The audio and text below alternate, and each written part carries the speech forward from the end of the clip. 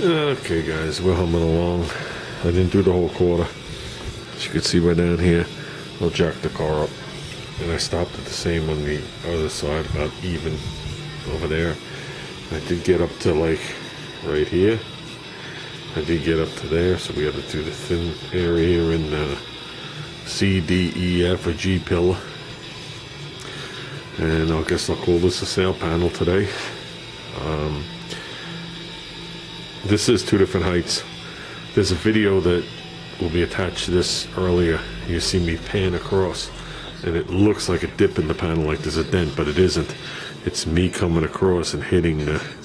This goes all the way up to like right here. It just gets shallower, and then it gets deeper. So here it's more noticeable to the eye. But when I went across, like right here, you see the light change, even though we're hitting different things. It's because it's two different heights, all the way up. I wish this line would have continued on, similar to my 64 comes up here and goes on. This would have been a totally different paint job. But since this just blends away, I couldn't figure out another way to do it. But that's another conversation. So you can see, even though it looks smooth as can be, there's definitely some peel in it. So we're working our way up. Just want to take a 2-minute break, stretch my neck. My neck is what seems to be hurting me from all this. Nothing else. And it's not when my shoulders meet, it's just from keeping it cocked back. But yeah, I just want to take a 2-second break and just say something. I had recorded it once before and never posted it. Try and keep it quick. Anybody that's into cars had something that made them into cars. Like if you're into cars, bicycles, mini bikes, trucks, boats, whatever you're into, something sparked it. You didn't just wake up in the morning and say, oh shit, I want to go buy a classic car.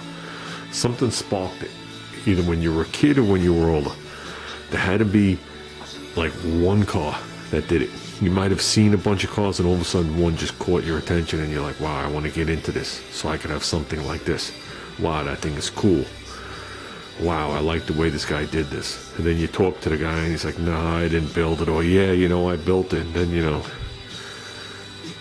you start getting into the, as they say, meat and potatoes of it. They explain the engine, they explain the paint, they explain everything to you. And all of a sudden you're hooked.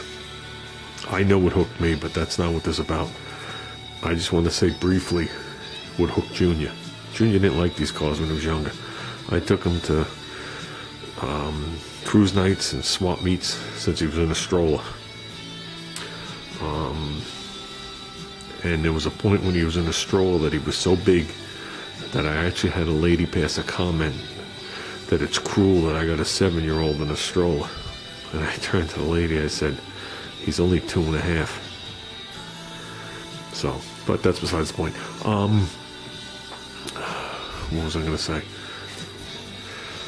Took him to show after show after show. I got videos, 8mm videos. Show after show. No interest. Yeah, okay, Dad. Yeah, that's, whatever, Dad. Can we go do a burnout? That's it. No interest in the cars at all. Okay. So I took him to an AMC show. I took him before. I took him since, like I said, he's born. And they had a bunch of superstar cars, original Hearst cars there. Okay, there was a series of them there. I don't know how many were there. Whatever it was. There's only 53 made, so there might have been 6 of them there, which is like... It's like walking into a parking lot and every car being there, being a real Z28 69 Camaro with a cross rim and disc brakes and rubber bumpers. How's that sound? And he fell in love with the car called Cotton Candy, which you guys could just type on the internet. Still has the original paint from when they campaigned the car. And basically what the car is from a distance, it has the hue of cotton candy, whatever the hell color you would think that is, like pinkish. But what it is the car is shot white, and then the car's speckled and cobwebbed with pink, and I think it was blue they used. Pink and blue, something like that. So it's like pixelated. But when you're a decent distance away, you don't realize it until you walk up on top of it, because, speckling and cobwebbing was a big thing back then. And they did the whole entire car. So it's not like they did parts of the car. And you walk up and you say, wow, this is cool. And back then, all paint jobs, you went like this, you felt everything. You felt the masking lines of the stripes, and you felt everything they did. Nothing was buried and clear. That didn't come till they ran out of things to impress you with. Then it's like, okay, how deep can I make this clear and hide shit? Oh, look, I could put a quarter in there and you can't touch it. But whatever. But to make a long story short, some of the original paint schemes included cobwebbing and speckling, including on this car. And I never did it. I know how it's done. It's originally done with lacquer paint. It's pretty much unthinned lacquer paint that they would spray with low pressure and it would just piss out. And depending on how much pressure you did use is whether it's speckled or it's streamed all over the place like silly string. And that's how they did it. Now, I'm not saying you just go and you're done. There was a technique to it to make it look the way you wanted. You had to know when enough was enough and whatever. So, getting back to now, in order to speckle, you can do it without it, but in order to truly speckle, like a urethane, which we all discussed this, the base coat isn't made of urethane, but a urethane base coat, you need a cobwebbing compound, if you want to call it like that, or solution. And basically it just has a chemical reaction. Okay, I already looked into it. It's mixed 2 to 1, 2 parts paint, 1 part solution. You see it inside of boats. They do it a lot with gel coat. So you look inside of a boat, like in the engine compartment, you got all that streamy shit all over the place, like the old days when they speckled the trunk of like a Nova, but it's streamy. That's exactly what it is.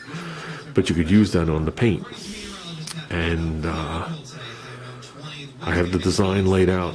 We're going to do it to the hood scoop. It's not just going to be covered with it. It's going to be a lot more to it than that. And that'll go on as I work on the car. Because there's going to be stages where the clear has to dry. And I got the stuff. And what the design's going to be, I'll show you as time goes on. But I think it's going to be pretty cool. And I think it's going to be a nice little piece on the car. And it's just going to be one little piece. I told Junior we can't go overboard because we don't want this car to stand out. We just need it to blend in the crowd, I hate to feel like an outcast. I am a little shy. So we're not going to overdo it. We're just going to do it to the scoop. And that'll be it. Even though I'd love to mask off panels on the side of this car and do it, but we won't. That'd be nice inside the ribs, but we won't. So I just want to let you guys know to look forward to that, because I'm looking forward to it. With that, I'm going to get back to sanding a little bit. I want to get just from here to there done, and then in there, and that's enough for tonight. I took a bunch of days off. I'm off Saturday, Sunday, Monday, Tuesday, and Wednesday of next week to work on this and just to hang out. So we'll see what we can get done. I want to get the white done. So, okay, guys.